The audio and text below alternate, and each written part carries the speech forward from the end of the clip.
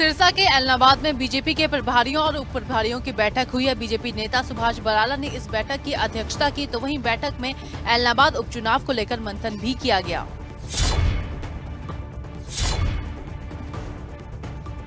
ऐलनाबाद की जमीन पर चुनावी शंखनाद बजने वाला है। चुनावी रण में उतरने से पहले हरियाणा बीजेपी उपचुनाव में जीत के लिए अपनी पूरी ताकत झोंक रही है। इसी कड़ी में सिरसा में ऐलनाबाद उपचुनाव को लेकर बीजेपी के चुनाव प्रभारी और सह प्रभारियों की बैठक हुई। सह प्रभारी रणबीर गंगवा, पूर्व मंत्री कृष्णलाल पवार, विधायक कमल गुप्ता और जिले के बीजेपी नेता शामिल हुए। बैठक की अध्यक्षता चुनाव प्रभारी सुभाष बराला ने की।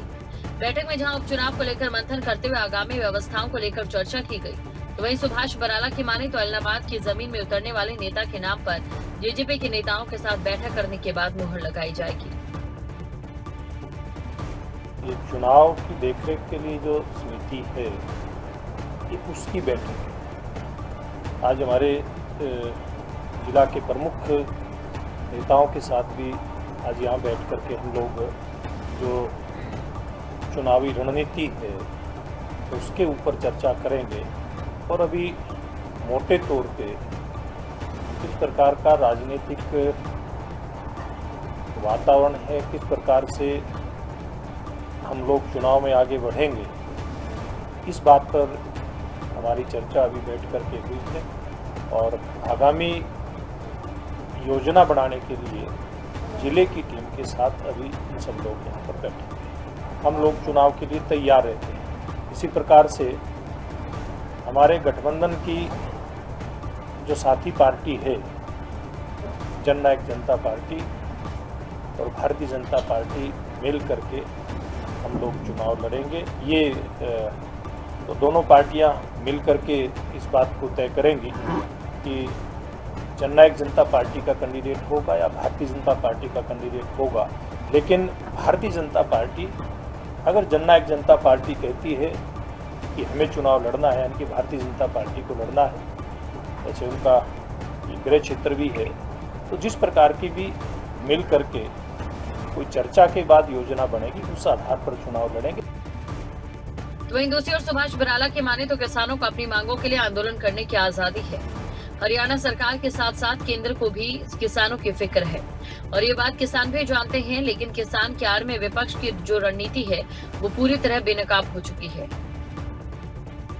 इनेलो पार्टी में तो जिस प्रकार से हरेश सिंह चौटाला जी यहाँ से विधायक थे, उन्होंने कोई रिजाइन ही दिया है।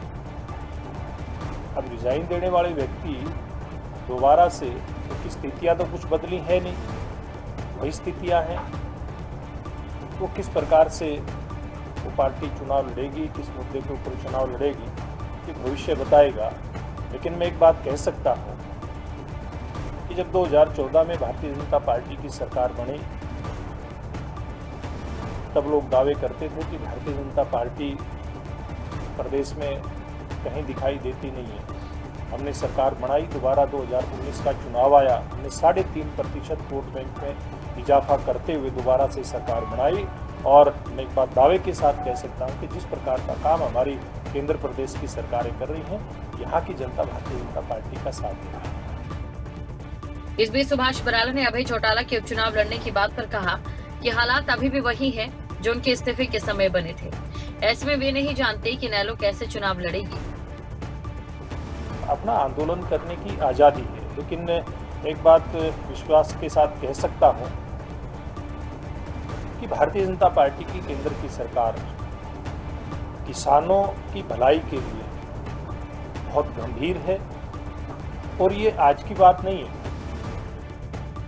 इस बीच सिरसा से सांसद सुनीता दुग्गल ने ऐलनाबाद उपचुनाव को लेकर कहा कि ऐलनाबाद उपचुनाव में बाकी की पार्टियां चाहे किसी भी प्रत्याशी को उतार ले, लेकिन जीत जेजेपी और बीजेपी के प्रत्याशी की ही होगी।